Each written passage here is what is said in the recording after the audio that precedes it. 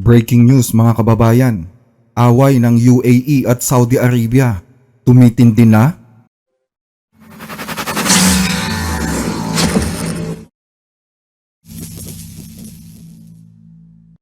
Isang proxy war ang nagaganap ngayon sa bansang Yemen, pero sa pagkakataong ito, hindi na sa pagitan ng mga Muslim at mga Hudyo, kundi sa pagitan na ng dalawang nangungunang Islamic countries sa Middle East, sa pagitan mismo ng Saudi Arabia at UAE.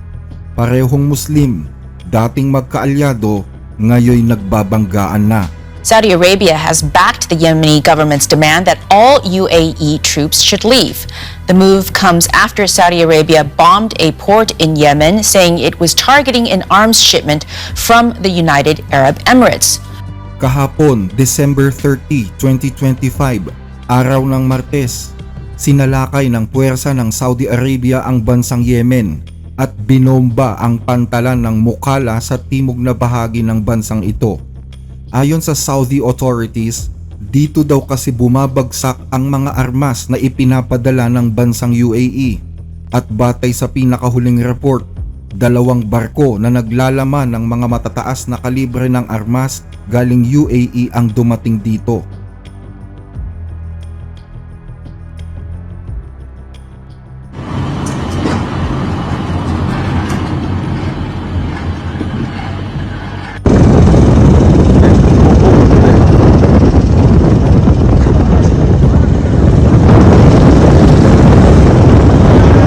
Sa kabutihang palad ay walang nasawi sa pambobomba ng Saudi, pero tahas ang inakusahan ngayon ng Saudi Arabia ang United Arab Emirates na banta sa mga interes nito. Pero bakit sa Yemen sila nag-aaway? Ang bansang Yemen ay nahahati na ngayon sa dalawang paksyon. Ang hilaga ay kontrolado ng mga Houthis, isang rebeldeng grupo na suportado ng bansang Iran, habang ang timog na bahagi kung saan nandoon ang pantalan na binomba ng Saudi ay pinamumunuan naman ng isang international governing body. Pero ang international governing body na namumuno sa timog ng Yemen ay nahahati pa rin sa dalawa, ang Presidential Council na suportado ng Saudi Arabia at ang Southern Transitional Council na suportado naman ng UAE.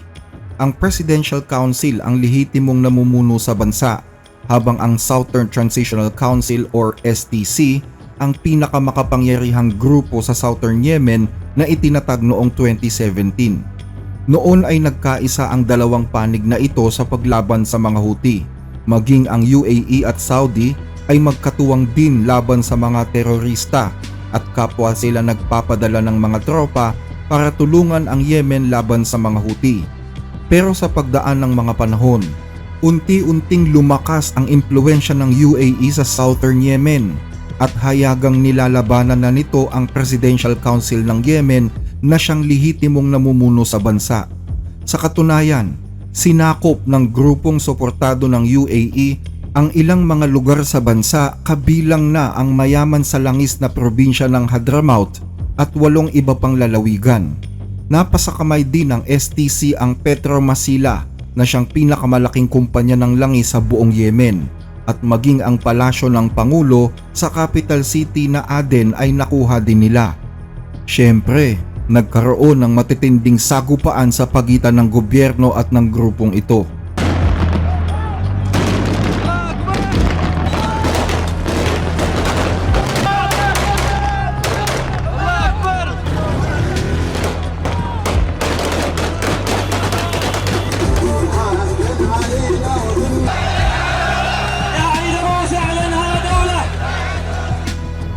Pangunahing layunin ng STC na sinusuportahan ng United Arab Emirates na hatiin ang kanilang bansa at magkaroon ng isang independenteng bansa ng South Yemen na suportado ng United Arab Emirates. Pero mahigpit itong tinututulan ng ruling Presidential Council na suportado naman ng Saudi Arabia.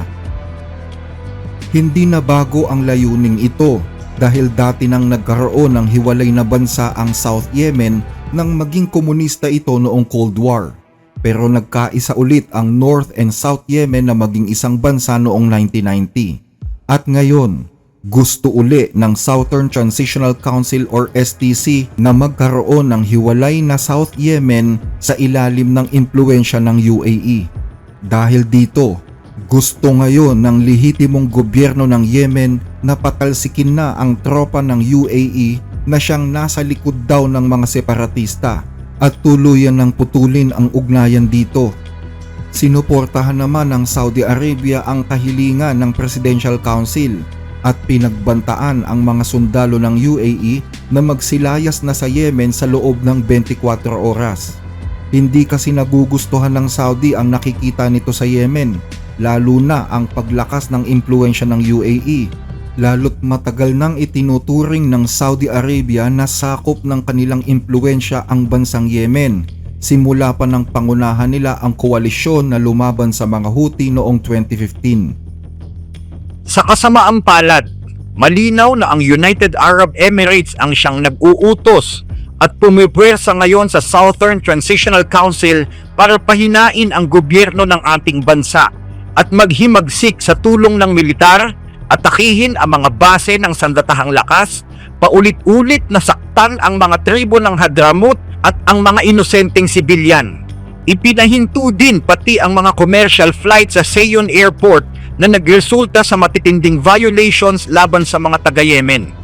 At gaya ng nakakalungkot na sinabi ng pamunuan ng Joint Forces Command of the Coalition to Support Legitimacy, napatunayang nagpadala ang United Arab Emirates ng 2 barko mula sa Fujairah Seaport na kargado ng mga armas, combat vehicles at mga kagamitang militar na ibinaba naman sa pantalan ng Mukalla nang wala man lang pahintulot para lamang suplayan ang mga puwersa ng Southern Transitional Council. Isang matinding aksyon ito laban sa seguridad at katatagan ng mga probinsya ng Hadramaut at Almara. Maliwanag na nagpapatuloy ang isang sistematikong kilos na matagal nang ginagawa, kung saan pinipilit ng UAE ang Southern Transitional Council na kumilos ng mag-isa at samantalahin ang anilay makatarungang layunin, habang pinaparelise naman nila ang mga institusyon na hawak ng Presidential Leadership Council at ng pamahalaan. Oo nga't binibigyan namin ng importansya ang naging papel noon ng UAE at ang mga naitulong nito bilang miyembro ng koalisyon para suportahan ang legitimacy ng pamahalaan sa pangunguna ng kaharian ng Saudi Arabia.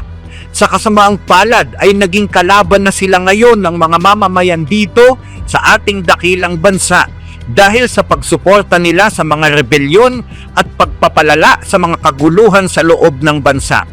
Pinagbabantaan ang ating seguridad, katatagan at pagbubuklod-buklod ng ating mga institusyon at pagkakaisa. Sa halip ay gusto nilang saktan ang ating mga minamahal na mamamayan.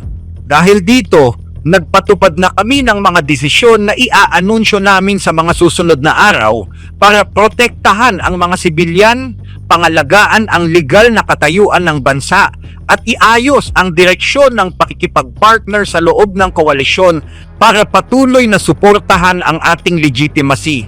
Naway ingatan ng Diyos ang aming bansa at ang aming mga mamamayan mula sa lahat ng mga kapahamakan at kasamaan. Kapayapaan, awa at mga pagpapala ng Diyos ang sumainyo. Pagkatapos ng speech na ito, binomba na ng Saudi Arabia ang pantalan kung saan sinasabing may shipment daw ng mga armas ang UAE sa Yemen. Ang totoo, ito na ang pangalawang beses na binomba ng Saudi ang isang lugar sa Yemen. Noon kasing isang linggo, binomba din ng Saudi ang kampo ng STC sa Hadramaut dahil malapit ito sa border ng Saudi. Binalaan ng Saudi Arabia ang STC na umalis sa lugar na yon pero tumanggi sila kaya't binomba sila ng Saudi. Ayon sa Saudi Arabia, ang mga aksyon na ginagawa ng UAE ay sobrang mapanganib at hindi pabor sa seguridad at katatagan ng Yemen. Mariing sinasabi ng kaharian na anumang banta sa seguridad nito ay itinuturing na isang red line at hindi magdadalawang isip ang kaharian na gawin ang lahat ng kinakailangang aksyon para harapin at i-neutralize ang ganitong mga banta. dagdag pa ng Saudi, hindi daw pinagana ng mga crew ang tracking device ng mga barko na dumating sa Makala para huwag ma-detect Saka ibinaba ang mga armas at mga sasakyan na ibibigay sa grupong STC.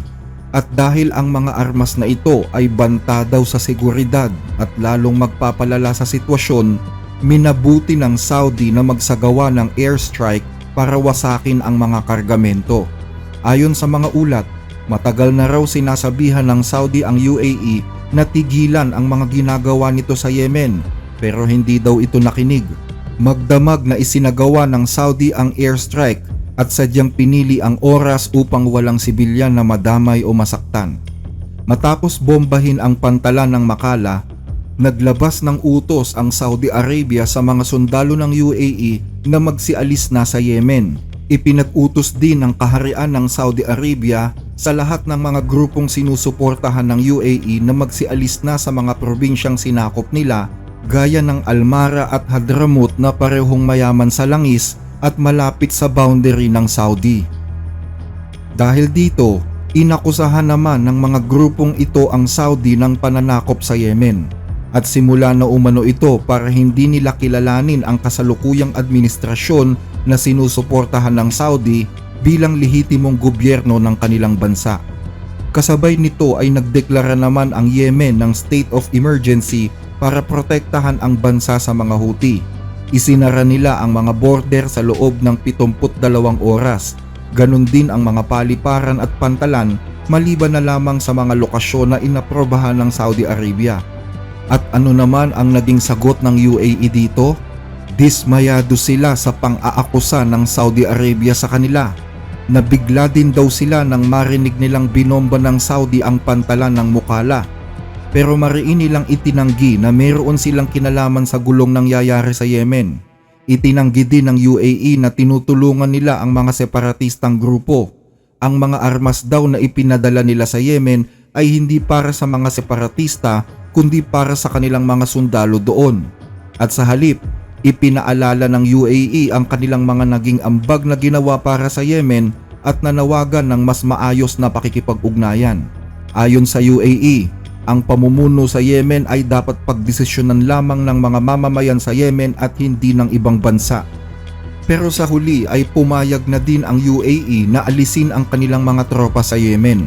Yun nga lang ay wala pang opisyal na anunsyo ang UAE kung kailan nila uumpisahan ang pag-alis sa Yemen. Dati na rin kasing sinabi ng UAE na aalisin nila ang kanilang tropa sa Yemen matapos ang gera laban sa mga Houthi, pero hindi ito natuloy. At sa halip ay lalo pa nilang pinalakas ang kanilang impluensya sa pagsuporta sa mga separatistang grupo. At kung matuloy man ang kanilang pag-alis, marami pa rin sa mga eksperto ang naniniwala na hindi pa rito nagtatapos ang lahat. Hindi daw hahayaan ng UAE na mawalan sila ng impluensya sa Yemen para maprotektahan ang kanilang mga interes dito gaya ng langis at mga sea lanes. Dahil sa paglala ng tensyon sa pagitan ng Saudi Arabia at UAE, hindi pa malinaw ngayon kung ano ang magiging kinabukasan ng Yemen. Marami ang naniniwala na ang hidwaang ito ang magbubukas ng pinto sa isang panibagong civil war sa bansa. Sa pagitan naman ng UAE at Saudi Arabia, pwede silang mag-usap ng matino at magkaroon ng dialogo sa bansang Oman. Yamang ang Oman ay hindi rin palagay na may puwersang Emirati na malapit sa kanila. Nagbigay naman ng pahayag ang Estados Unidos na ngayon ay nababahala na sa mga nangyayari sa Yemen. Sa isang post sa social media, sinabi ni US Secretary of the State Marco Rubio na pairalin ang pagpipigil at diplomasya. Nag-aalala na ang Estados Unidos sa mga nangyayari sa Timog Silangang Yemen nitong mga nagdaang araw. Nananawagan kami na pairalin ang pagpipigil at ipagpatuloy ang diplomasya para magkaroon ng pangmatagalang solusyon. Nagpapasalamat kami sa diplomatikong pamumuno ng aming mga partners, ang Kaharian ng Saudi Arabia at ang United Arab Emirates, at patuloy naming sinusuportahan ang lahat ng pagsisikap para isulong ang aming pinagsasalu-saluhang layunin sa seguridad. Baka pwedeng humiling sa inyo ng like sa ating mga video, lalo na po kung nagugustuhan ninyo ang ating mga talakayan. Malaking tulong po ito hindi lang sa ating channel kundi maging sa mga kababayan nating sinusuportahan nito. Maraming salamat po mga ka-blessed.